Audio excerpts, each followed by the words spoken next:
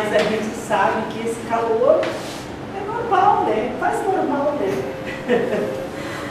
Então, é um prazer ter vocês todos aqui esta noite, né? A boa vontade dos nossos irmãos que aqui vieram para, né, escutar um pouco, aprender um pouco, né? Os ensinamentos do nosso mestre. Então, hoje nós temos, né, o nosso irmão, né, que veio também fazer um trabalho para nós. Vamos pedir ao Deus e a Jesus, aos amigos da espiritualidade maior que aqui se encontra, nos abençoando na noite de hoje, abençoando o nosso irmão Fabiano, que veio fazer a explanação do Evangelho, que possamos nós sairmos daqui fortalecidos, Mestre Jesus, no teu amor. Os trabalhos de hoje podem ser efetuados com todo o amor e carinho. Assim, com muita alegria no coração, damos por aberto na noite de hoje os trabalhos, com a certeza que Jesus é conosco. Nosso irmão Fabiano tem um desenho, né, que vai explanar hoje para nós sobre as bem-aventuranças, capítulo 5. Então, boa tarde a todos. Bastante resignados e podemos dizer que somos heróis. Quem resistiu até agora resiste o restinho da noite. Então, que nós possamos estar com Jesus e que as suas benesses estejam entre nós. Porque nós não viemos aqui no Centro Espírita somente porque era bonito. Não viemos na casa espírita porque não tínhamos o que fazer, porque tínhamos muito o que fazer. Mas nós deixamos o nosso lar, nós deixamos os nossos, nós deixamos a televisão, porque muitos de nós não deixamos. É muito difícil para alguns que ainda estão presos em fatos que nos prende a esse plano. Então somos heróis, porque em determinado momento em nosso ser, lá dentro da nossa alma, nós dissemos para nós mesmos: basta. De alguma forma nós dissemos isso, senão não estaremos aqui. Porque motivos para não estar aqui, a sociedade e nós temos bastante. Então, somos heróis de nós mesmos. E esse dia de hoje, ele está inaugurando em nosso espírito uma era nova daqui para frente, de muitas reencarnações. Essa talvez seja para nós a mais bela de todas as nossas encarnações. Porque nós já viemos navegando pelo corpo físico há milênios. E durante milênios nós ouvimos falar dos ensinamentos de Deus. E há mais de 2000 anos que nós já ouvimos também falar, reformular e reformar o pensamento de Deus através de Jesus. E ao longo dessas existências nós fomos cerrando os nossos ouvidos. Nós não ouvimos. Em algum momento nós nos afastamos. E essa existência nós decretamos para nós mesmos que as próximas serão diferentes. E elas vão ser. Porque diz o Espírito, Joana de Ângeles, que quando nós nos dermos conta da nossa caminhada para frente, milhares de séculos ser-nos-ão de exame, poupados de dor, Porque aquelas dores que estariam traçadas lá adiante, não com o intuito de nos castigar, mas sim com o dever de nos tornar clara a nossa vida. E já que nós estamos hoje nos dando conta de que precisamos mudar, precisamos almejar uma outra felicidade que não a corriqueira, que não é essa que satisfaz o corpo, mas sim uma felicidade muito mais interna. A partir deste momento que nós conseguimos ter este nível de consciência, ou tentar alcançar este nível de consciência, não há necessidade de passar determinadas situações, porque o aprendizado já está se fazendo. Porque a dor, quando vem, não é como castigo, é como um alerta. Imaginemos se nós não tivéssemos febre e dor. Como nós iríamos detectar uma infecção, por exemplo? Imagine se eu tenho um sério problema no rim e eu não sinto nada. O que ia acontecer? Então a dor começa a latejar, é um sinal sábio do corpo dizendo que algo está errado com o organismo. Ela não é um castigo, ou ela não é algo que vem nos martirizar como nós pensamos. Esta dor está apenas nos alertando e nos sinalizando que devemos focar a nossa atenção naquele órgão. Então, se nós temos um esclarecimento de que a dor, ela não é um castigo, mas sim uma sinalização, logo o sofrimento já não é o mesmo. Então é por isso que no Evangelho de Jesus, quando ele nos traz esse capítulo 5, falando das causas atuais das aflições e as causas anteriores das aflições, ele vem exatamente trabalhar isso. Ele vem dizer que aquele problema ou aquela doença que surge não é o início de um problema, ele é a finalização do problema. Porque a dor ou a doença, ela não é algo que veio nos castigar, e sim nos sinalizar. Nós já estávamos doentes há muito tempo. Quando ela sinalizou no corpo e surgiu no corpo físico, já era o fim dela. Por que o fim dela? Porque agora ela desabrochou para fora. Então, o que estava incutido lá no corpo do espírito, que é o perispírito, porque este corpo, que ao deixarmos este físico, nós saímos no corpo astral, no perispírito, que mantém as formas do corpo físico. Este corpo espiritual, ele guarda os registros de todas as minhas atitudes, boas e ignorantes. Não más, ignorantes. Porque ninguém erra exatamente porque quer. Ninguém é mau por natureza. Nós viemos de Deus. Nós somos amor em essência. Mas o que é então uma pessoa que comete o mal? Ele é ignorante. Ele não conhece Deus. Ele não sabe que aquilo que ele faz, ele vai ter que reparar. Se todos nós soubéssemos na intensidade de que o que estamos fazendo perante a vida nós vamos sofrer intensamente, com certeza nós não faríamos. Se nós soubéssemos tudo isso, com certeza. Mas nós precisamos passar por aquele problema, os Espíritos dizem, não como forma castigo, mas sim como aprendizado para que aquilo não seja cometido novamente. Então, nós passamos pela experiência, sentimos.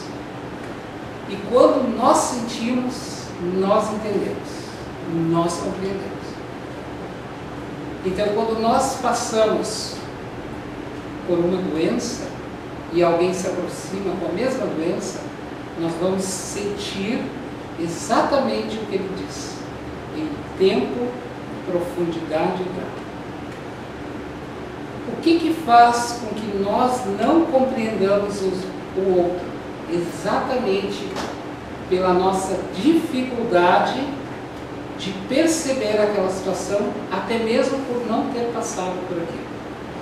Daí, nós vamos reencarnar e passar por todas as fases aqui na Terra, desde a riqueza até a pobreza extrema. Nós precisamos sentir a facilidade como teste e a dificuldade como teste. Nós precisamos ter este conhecimento básico de o que é ter e o que é não ter. Então nós vamos ver pessoas extremamente ricas que são mentalmente e simplesmente pobres. Não tem dificuldades nenhuma em ter ou não ter. Ou vamos ter pessoas extremamente ricas que vão ter e vão fazer mau uso dessa situação. Também nós vamos ver extremamente pobres que parecem que tinham nascido em berço de ouro. E a gente diz assim, ele não tinha nada, mas parece que tem um reino. Mas ele tinha. Agora ele veio experimentar o não ter, para poder valorizar e sentir o que é a falta. Os espíritos responderam para o Allan Kardec se existe uma demarcação exata, onde termina a evolução ignorante e aonde começa a evolução inteligente. E os espíritos responderam para ele que não existe uma demarcação. Existe como o sol que surge aos poucos e vai embora aos poucos. Não existe uma demarcação, hoje o sol levanta e daqui a pouco cai a noite. Não, nós vamos sentindo aos poucos e vamos perdendo aos poucos. E aí ele pergunta, mas por que não temos a luz sempre? Porque nós não sabemos valorizar. Nós precisamos da escuridão para valorizar a luz. Nós precisamos perder para valorizar. Nós precisamos sentir para aprender. Então aí vem os testes para nós. Então na Terra ninguém está para sofrer. E ninguém reencarnou para tirar férias. E muito mais. Ninguém aqui reencarnou com missão de guerra ou de maldade. Então nós temos que perceber que a maldade que nós entendemos como maldade é um estado ignorante daquele indivíduo. Ele desconhece Deus. Ele desconhece as leis divinas. Ele desconhece a força que tem os espíritos superiores. Mas e por que nós temos que viver nesta situação a mesma de pessoas que ainda são ignorantes e que matam e que assaltam? Porque de alguma forma nós temos um pouco dela. Mas eu não mato ninguém. Mas eu roubo a esperança do meu próximo. Mas eu não tiro nada de ninguém. Mas eu tirei a ânsia que aquele tinha de melhorar. E eu fui lá e cortei. Mas eu não proíbo ninguém de fazer as coisas. Mas eu me proíbo a mim mesmo de me melhorar. Então só muda os polos. O que nós achamos que não fizemos, ou fizemos para nós, ou fizemos para os nossos. Só não tivemos a oportunidade de fazer em amplitude maior, porque as circunstâncias não deixaram. Quando nós condenamos, Jesus Cristo deixa claro que a condenação denuncia a nossa dificuldade em torno daquilo.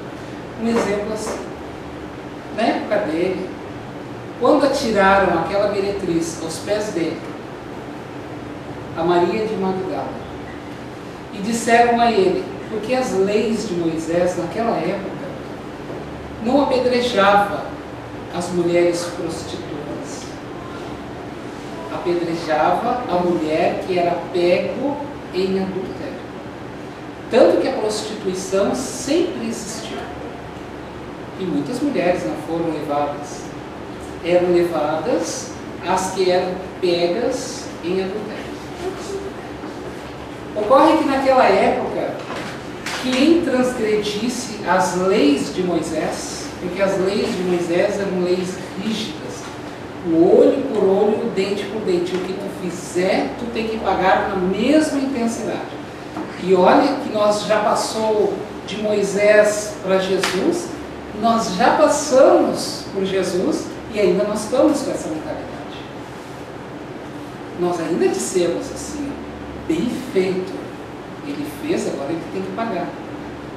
Então, nós viemos navegando ao longo das existências com a mesma mentalidade. Então, o que aconteceu?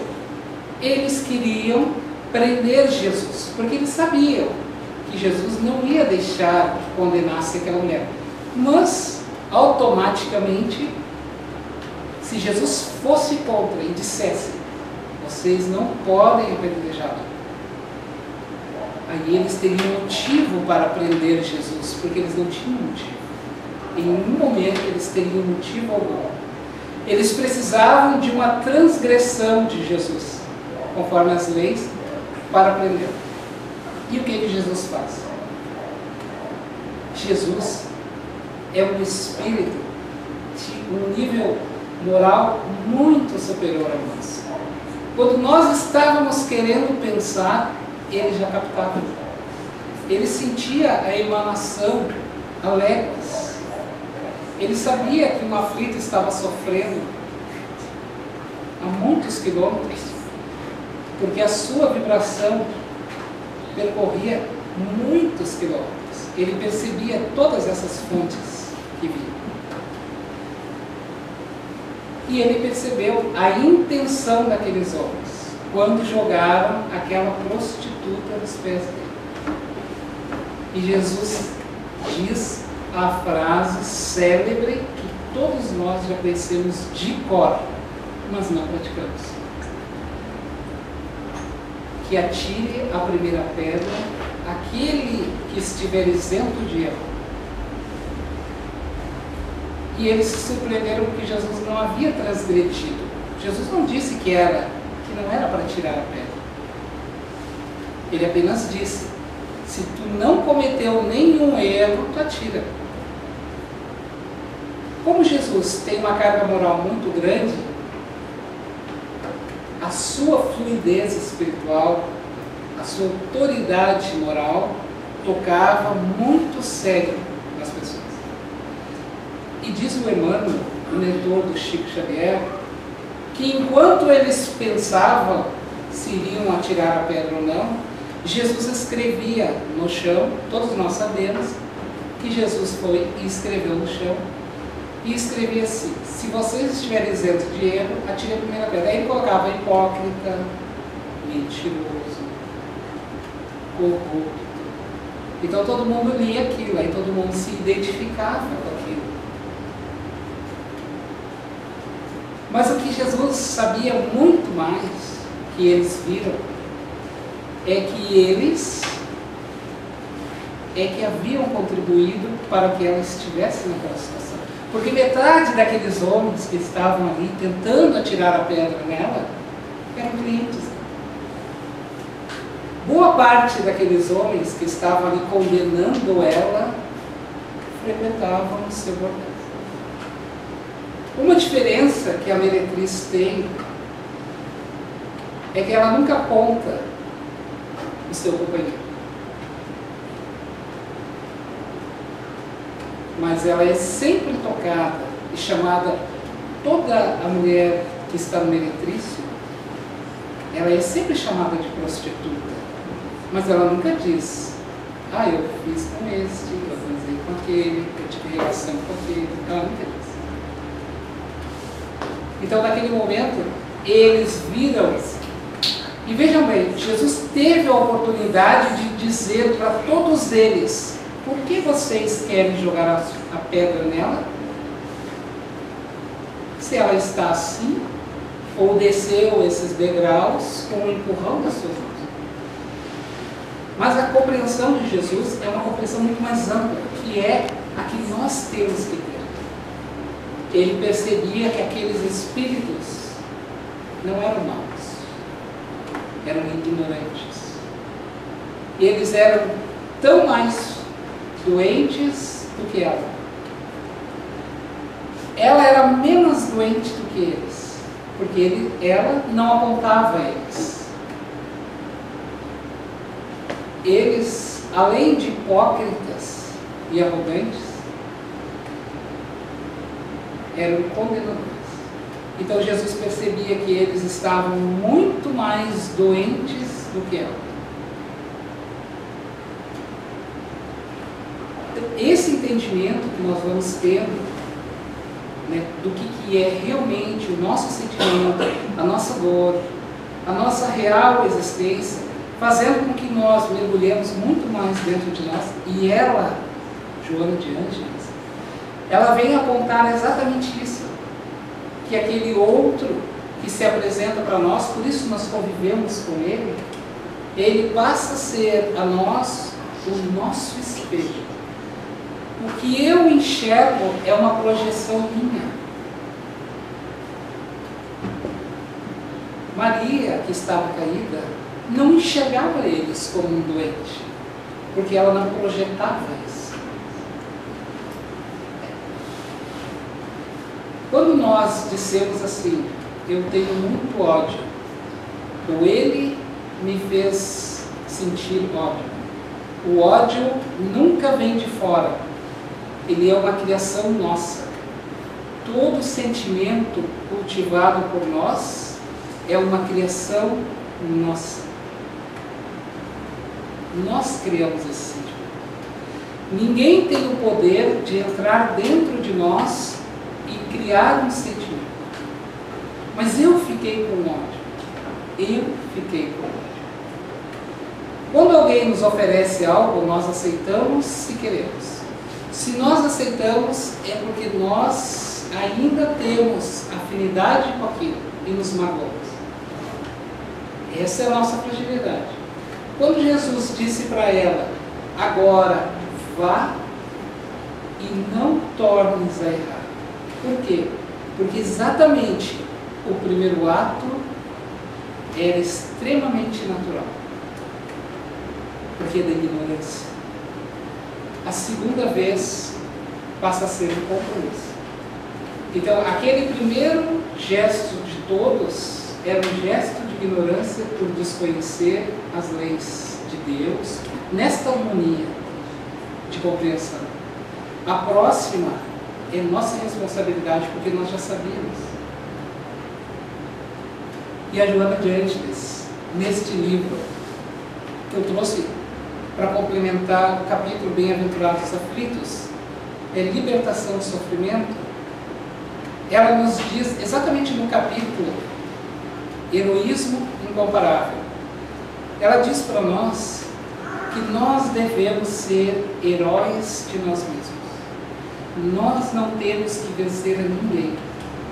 Nós não temos que convencer a ninguém. Nós não temos que criar situações para que o outro nos enxergue assim. Porque por mais que nós criemos, nunca ele vai ter essa visão nossa. Nós temos que nos projetar para nós mesmos. E ela diz assim: o mal que te fazem não te faz mal. O mal que te faz mal é o mal que tu faz, porque este te torna mal. Então tudo que vem de fora não nos atinge, não tem o poder. Ele só vai ter o poder porque eu quis assim.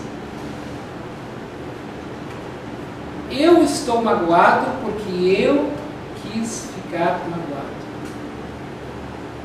Porque este é meu nível. O outro não tem o poder sobre mim. E ela nos coloca como heróis de nós mesmos, dizendo assim, ó, que devemos ser portadores de ânimo superior.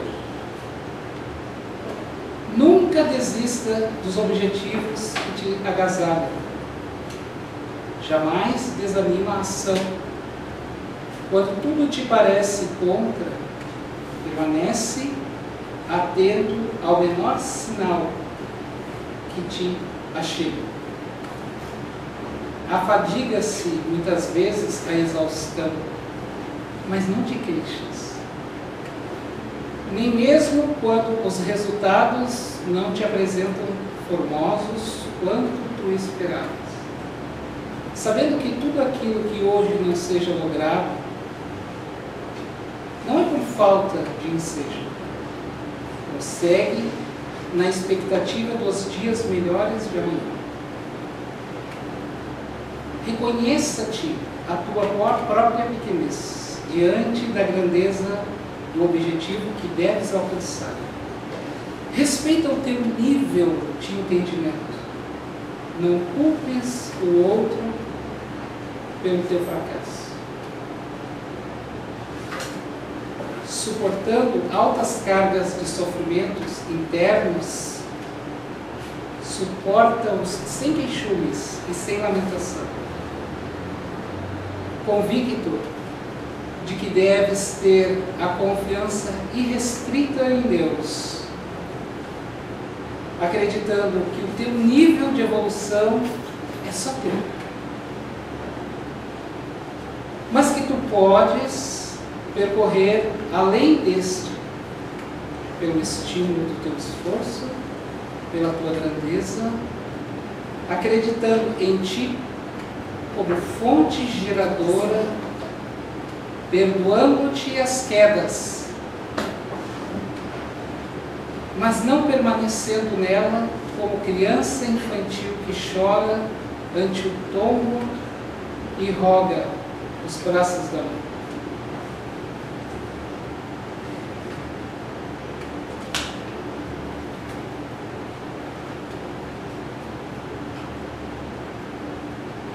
Diversos são os caminhos, mas quando trilhados, sorri contentamente, porque saber estar depurado de velhas cargas perturbadoras é de muita grandeza.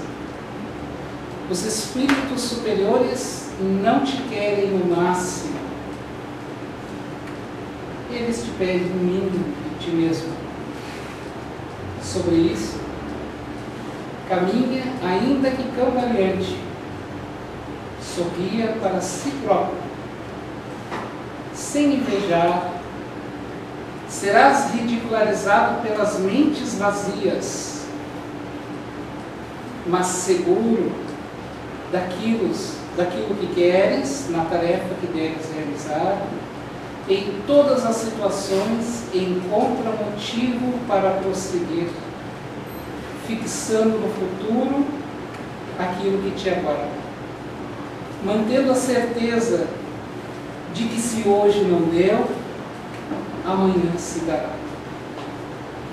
Ser idealista, servidor incansável, alegre, amistoso e feliz, colaborando em favor da tua felicidade, mas entendendo que a tua felicidade deve ser aquela que ser almejada por todos. Ser feliz contigo mesmo.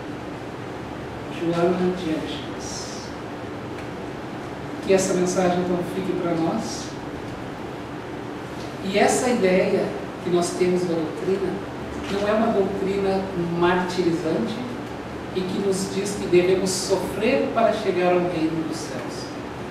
Porque o masoquista, ele sofre, mas ele não é feliz. Quando eles dizem em sofrimento, não nessa figuração da dor, mas essa força interna que projeta a que nós busquemos cada vez mais. E cada queda que tivermos, nós entendermos que aquilo faz parte, mas que um dia eu deixarei. Hoje eu errei, eu me desculpo pelo meu erro, mas eu vou fazer para que o próximo eu retome novamente. Ninguém está fadado ao inferno, senão este que é criado por nós mesmos. Deus é só amor. E é para Ele que nós temos que caminhar. Então vamos sempre nos colocar nessa situação de Maria quando caiu aos pés de Jesus, em que Ele não condenou-a, Ele não apoiou,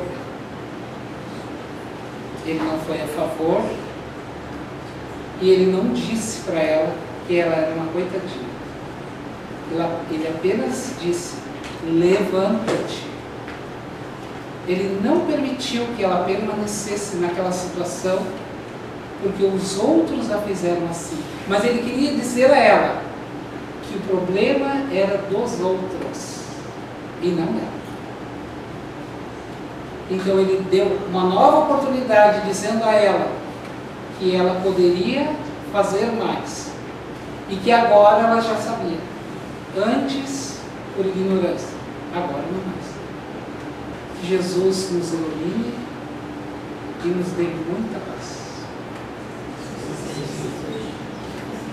Posso? Então, amados irmãos, ainda, harmonizados com esse plano lindo, com esses irmãos de luto do plano maior, eu vou pedir ao nosso irmão que faça a prece, o passe espiritual. Então saibam que diante de cada um de vós existe um irmão amigo, um companheiro de jornada, trazendo os fluidos benéficos, curadores do plano superior maior, dando para nós, depositando em nós, envolvendo-nos com esses fluidos de amor e paz. Então vamos fazer a nossa prece, mentalizando o nosso Mestre Jesus, este amigo que nós podemos fiel a Ele, este amigo que não culpa, não julga, porque Ele é livre dele mesmo. Senhor Jesus, Tu nos prometeste um dia que se batêssemos a porta do Teu coração, ela se abriria. E aqui estamos, Senhor, batendo-te novamente, após muitos séculos, em que vivemos negando este caminho de autotransformação. Nós te rogamos, Jesus, a tua assistência, para que em nossas quedas nós não permaneçamos caídos no chão. Faça como o Senhor fez com Maria, ergue-nos e nos dê a oportunidade novamente de acerto, quantas vezes forem necessárias. Senhor Jesus, auxilia-nos para que nós possamos entender o que é perdoar. Permita-nos, Senhor, que nós possamos entender o problema do nosso irmão no problema dele. Que nós possamos ter o entendimento de que nós mesmos somos construtores do nosso espírito e dos nossos sentimentos. E todo sentimento que nós construímos dentro de nós foi construído por nós mesmos. Mas nós queremos, Senhor Jesus, se libertar destas angústias, destas mágoas que nos trancam, nos param a caminhada, e te pedir, Jesus, o auxílio da equipe espiritual superior para que esteja conosco nestas horas mais extremas, para que nós possamos, pelo menos, nos perdoar por não ter conseguido. Rogamos, Jesus, a assistência espiritual dos amigos espirituais desta casa, para que nós possamos receber a medicação necessária ao corpo espiritual, ao corpo físico. E te pedir muito mais, Jesus, por aquele a quem nós não conseguimos perdoar. Que nós possamos nos desenlaçar deste irmão através do sentimento de perdão, pedindo a espiritualidade superior que nos dê o suporte necessário, a força, para que, se nós não pudermos novamente apertar-lhe as mãos, para que nós então não emitamos nenhum pensamento, para que não alimentemos nenhum pensamento de ódio, de rancor. Sendo assim, nós vamos nos libertando da construção de nós mesmos. Queremos, Jesus, nos tornar livres e nos cumprir. E para isso, somente contigo podemos cumprir. Te agradecemos, Mestre, pela oportunidade que temos de reencontrá-lo novamente. E esta não vamos perder. Te agradecemos a equipe espiritual da casa, os passageiros de luz, que nos deram suporte para as palavras, para o auxílio à palestra, o auxílio da medicação através da água, e aquele que nós vamos receber da paz. E lá na câmara de paz, nós possamos receber o que viemos buscar, convictos de que vamos receber, nós te agradecemos. Em nome de Deus e em teu nome, que assim seja. Boa noite a todos. Obrigada, irmãos.